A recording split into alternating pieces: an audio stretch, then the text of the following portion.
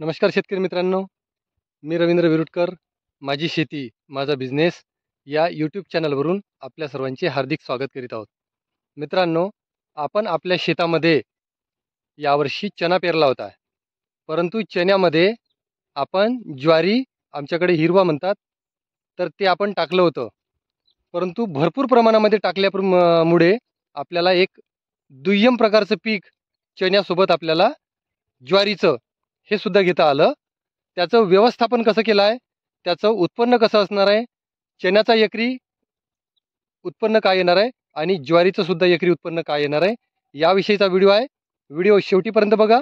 आपण हे व्यवस्थापन दोन्हीचं, चण्याचं आणि ज्वारीचं कशा पद्धतीने केलं आहे ते आपण आज समजून घेऊया.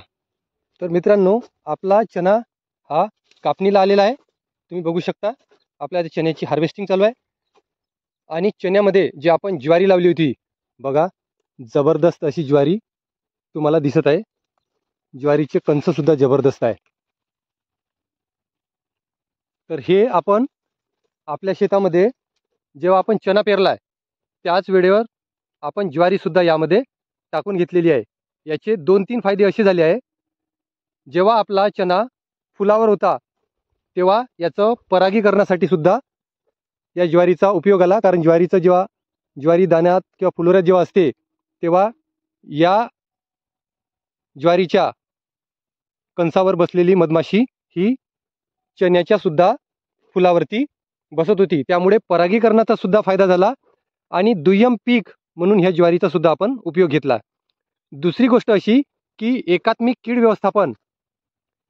कीड व्यवस्थापनासाठी सुद्धा ज्वारीचा उपयोग झाला आपल्याला. कारण या ज्वारीवरती, या ज्वारीच्या कणसावरती जेव्हा पक्षी बसले होते किंवा पक्षी थांबे सुद्धा या ज्वारीवरती तयार झाले होते, अशा वेळेवर पक्ष्यांनी या चण्यावर येणारे जे अळी आहे ते सुद्धा खाल्ली.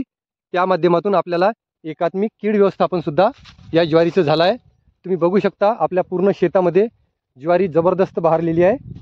जबरदस्त असं उत्पन्न सुद्धा या ज्वारीचं या ठिकाणी येणार आहे. बघा, आपण ज्वारी थोडी दाट पेरलेली आहे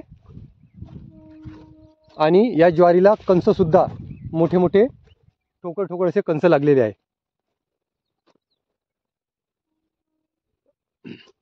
जबरदस्त अशी ज्वारी तुम्हाला इथं दिसत आहे. भरपूर पूर्ण क्षेत्रामध्ये आपण ज्वारी पेरली आहे. ज्वारीचे या प्रकारे मोठमोठे कंस सुद्धा आलेले आहे. बघा, तुम्ही बघू शकता याला किती जबरदस्त अशी ज्वारीचे कंस लागलेले आहे.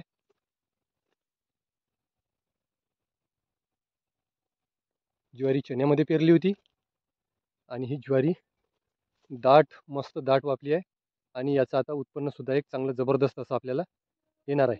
आंतरपीक म्हणून सुद्धा आपण ज्वारीला लावू शकता. आपण सुद्धा आंतरपीक म्हणून ज्वारीचं घेऊ शकता.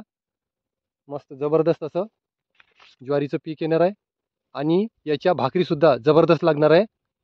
याची आपण 2-3 पद्धतीनं उपयोग घेणार आहोत. ज्वारी भाजून सुद्धा खाऊ शकतो. ज्वारीचं पीठ मळून आपण भाकरी सुद्धा तयार करू शकतो. हे अन्न फक्त आपल्या शेतकऱ्याच्या शेतात पिकते, कुठल्याही फॅक्टरीमध्ये नाही. कारण हे आपली स्वतःची फॅक्टरी आहे. आपण या फॅक्टरीचा स्वतः मालक आहोत. आपल्याला कोणाची गुलामगिरी करायची गरज नाही. फक्त शासनाने या मालाला फक्त भाव द्यावं, मग शेतकरी राजा खऱ्या अर्थाने राजा म्हणू शकतो. तोपर्यंत शेतकरी राजा हा फक्त नावाचा राहिलेला आहे. हा फक्त एक बडी म्हणून समजला जाणारा शेतकरी आहे. फक्त नावाला बळी राजा आहे, परंतु हा फक्त बळीच आहे. राजकारण्याच्या दुतर्फी कारभारामुळे शेतकऱ्याला आज हे दिवस बघायला येत आहे. जबरदस्त असं तुम्ही बघू शकता. जबरदस्त अशी ज्वारी या ठिकाणी आहे. मोठे मोठे कंस सुद्धा या ठिकाणी लागलेले आहे. जबरदस्त अशी ज्वारी भरलेली आहे. भरपूर अशा शेतामध्ये आपण ज्वारी पेरलेले असे मोठमोठे कंस या ठिकाणी आहे.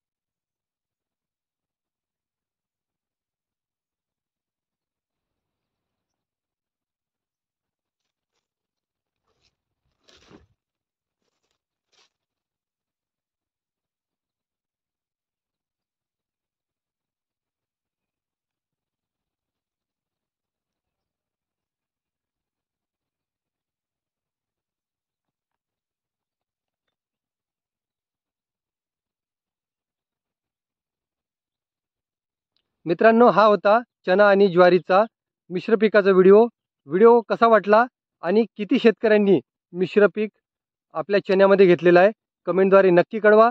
व्हिडिओ आवडल्यास लाईक, शेअर आणि सबस्क्राईब करायला मात्र विसरू नका, जेणेकरून अशाच प्रकारचे नवीन नवीन व्हिडिओ आपल्याला बघायला मिळेल. आपण आपल्या शेतामध्ये सुद्धा अशा प्रकारचे प्रयोग करून आपलं उत्पन्न वाढवू शकता. So thank you. जय हिंद, जय जवान, जय किसान. धन्यवाद.